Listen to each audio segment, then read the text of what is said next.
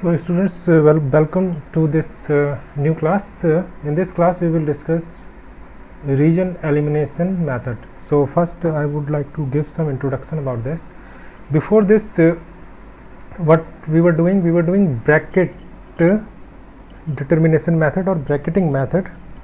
That is, in these methods what we did that suppose for example we have this function, a very simple function given.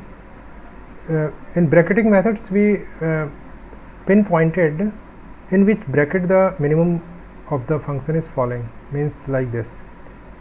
We in a very crude manner, means not very in a sophisticated manner, or you can say that in a very accurate manner. We just decided, or we just found the bracket in which the minimum of the function can lie. For example, if this function is going like this, then we decided that it is in this bracket, but we did not find the exact point where the minimum is. And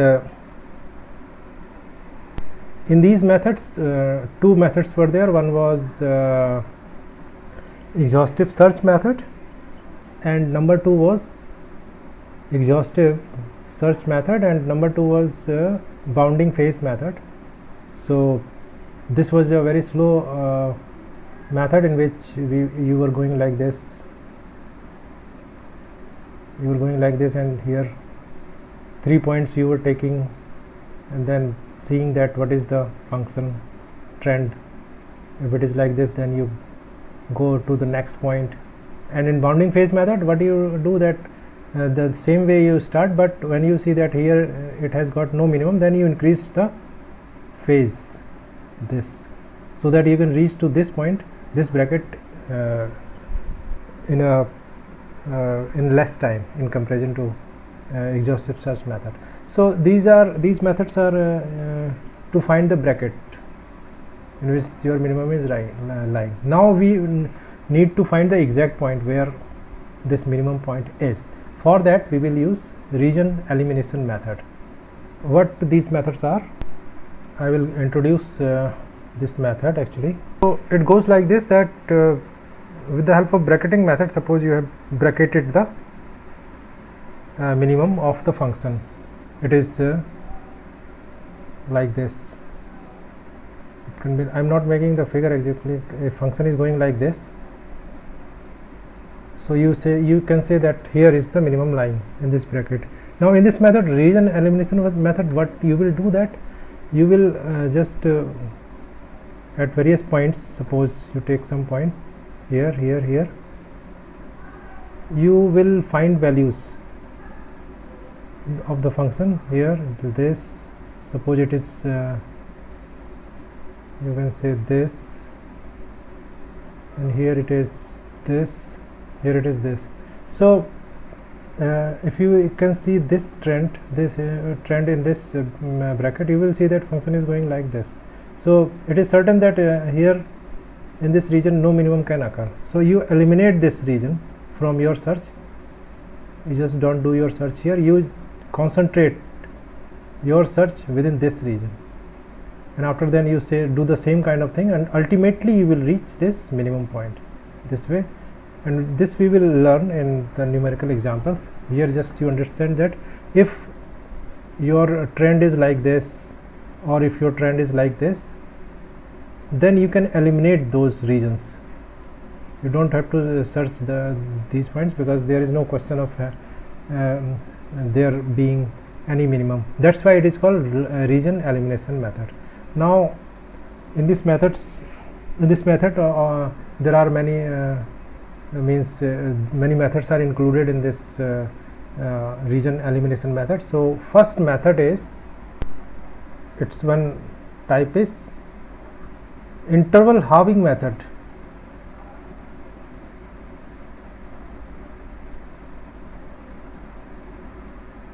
So now we will directly go to this method.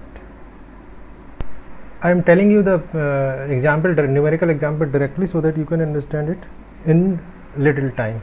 If I am telling you the algorithm, then it will take more time, and it is little confusing. So I am writing the example here. The same example we will take. So this is the example. I am reading this. Find the minimum of the function. And the function is there, and the search bracket. You have been told that in this search bracket you have to confine your search. So in these type of methods always bracket is given. So I would like to tell you the solution this way, that so actually this is what I mean with this bracket. So you have to confine this in between this bracket, 2.5, this bracket 2.5 and 4.5, in between these two limits you have to make your search. So how we are doing this how we are going with this method. So let's solve this. First, what you do is that you divide this interval in 4 parts. First step, or you can say iteration. So I am writing it here first. Divide the bracket in 4 parts.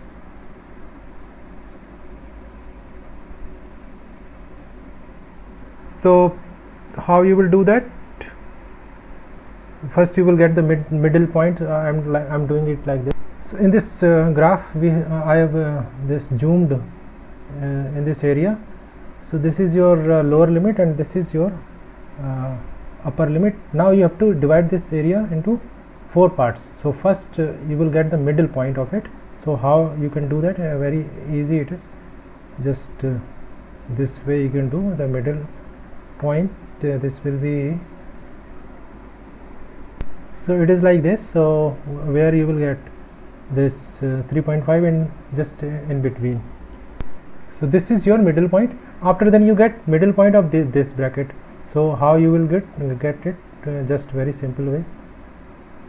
Just do it like this. 3. Then this point will be 3, and the same way you can calculate that this point will be 4. So this way you have divided the area in 4 parts. That's why we call it interval halving method, because first we halved the area and we got 3.5. After then these two areas we halved, make half of the area. That's why the name interval halving method. So now you can understand what we will do. We will get first, after dividing a part, get the value of the function at these points. You got so many points, 5 points you have got. So at all these points you have to get the value. So first we are getting value at this point. So what it will be, and your function is x square plus 54 by x. So it is like this, and if you will calculate it, you will get the value this. Okay, same way you get value as 3 also. So if you will calculate it, you will find its value to be 27. You can calculate that, and the same way you can do that, or like this you can do this at 4, not 4 but 3.5 actually. 3.5 you will get 27.67, and at 4 you can do the calculations yourself, 29.5 and 4.5 you will get. So these values you have got. Now you can say you can show it on the graph, or if you don't want to show it on the graph, just you can just compare these values. So first I'm showing so that it is better to understand. 27.85, how it will be shown here, like here, add 2, this is 27.85. after then at 3 the value decreases, it comes to 27, it comes to 27, okay, and after that it again increases and it comes here, suppose, and after then it again increases, at 4 it increases, it comes here, and after then it has become much more higher. So I am just for not on a scale, but I am just showing it this value here. So what trend you are seeing here now? That is the very important thing. This trend you are seeing here, that is the most important thing. So now comes the thing that the region elimination concept. So you can see that in this bracket, or here also this is going like this. So if you will see that this bracket, in this bracket you can judge by just seeing or comparing the value that minimum cannot lie in this region. So you just eliminate this region, okay, and even in this region minimum cannot lie. So these two regions you will eliminate, and so half region you have eliminated. This is done in this interval halving method, that's why the name. This half area you have just eliminated, you will not take this into consideration now, and this half region that is remaining here, you can guess that the minimum will lie in this region. So it is showing actually minimum here, but actually it is not minimum, but it is actually showing the trend. The function can come like this also, like this it can come, minimum can be here. So don't think that minimum is at 3. So now we will confine our search to this small area, so let's see how we do this. So this is your iteration 2, that was iteration 1, in which we eliminated the half area. Now I am again drawing the thing. So I have drawn the area now. You can see I have taken this area from here, this green line area, and I have zoomed on this here. So again we will repeat the same thing, that divide the bracket in 4 parts. Again we will divide it in 4 parts. So you can see that this will be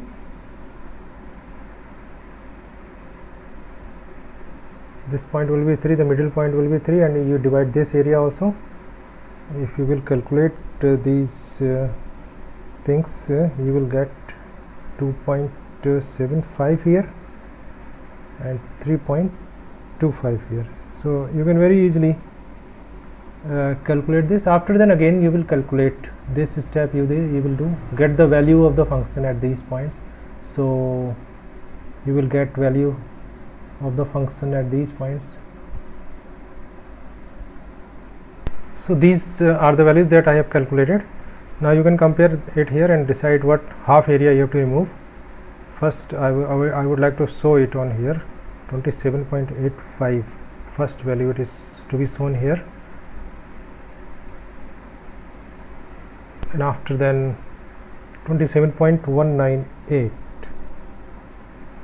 at this point I am showing it here, and after then 27 is here, and after then 27.177, so it is little less than this, so here I will show it, and after then 27.67, it is actually it is less than that point, and it is coming here. So what trend you are seeing here? Trend is this.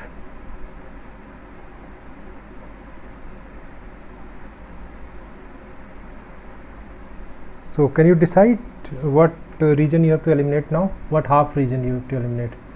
So you will eliminate this region, because one region this and one region is this way half region you have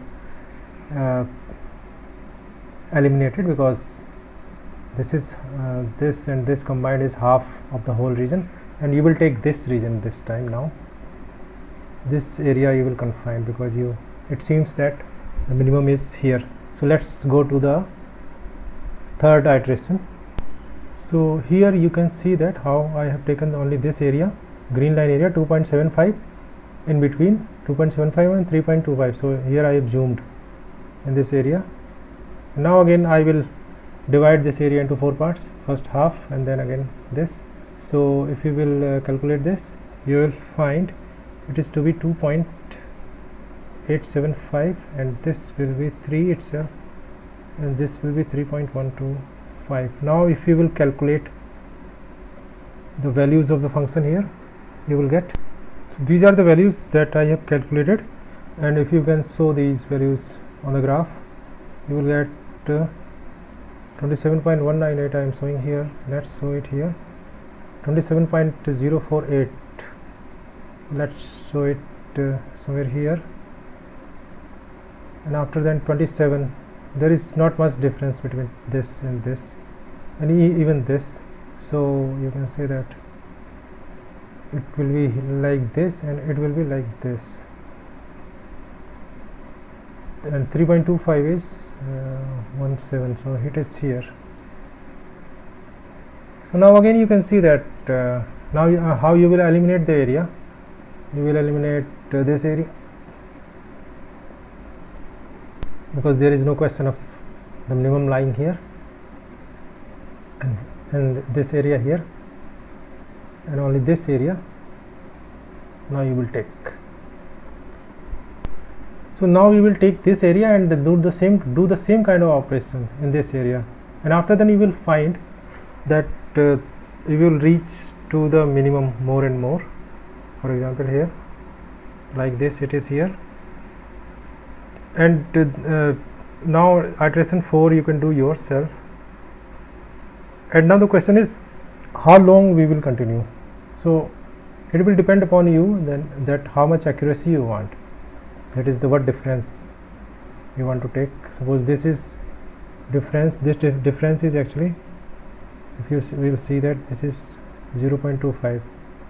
So if you want to keep your accuracy between this limit, then you can stop here and you can say that 3 is the point of minimum. But if you want more accuracy, for example this much accuracy you want, then you will keep on doing your operation until you get the bracket difference. Suppose this is B, this is A. So when you see that your bracket has come up to this accuracy, then you will stop there, and the middle point will be the minimum. So if you want to keep accuracy at this level, then you can stop here and you can say that 3 is the minimum point and the minimum is this. Or if you want to keep the accuracy this, then you can go ahead with the same operation and you will find the minimum point. And in this particular simple example, you will notice that you are going towards 3, and actually it is the minimum point, because you can solve this function analytically also. You will find the minimum point is 3, that's why it is tending towards 3. But if there is some complex function, then this method is useful. So I hope that you have understood the method, and you can take the accuracy towards this point yourself, that is iteration 4, 5, and see. For practice you can do, and actually we already know that the point is 3 is the minimum point. So we end the lecture here. Thank you very much for this lecture.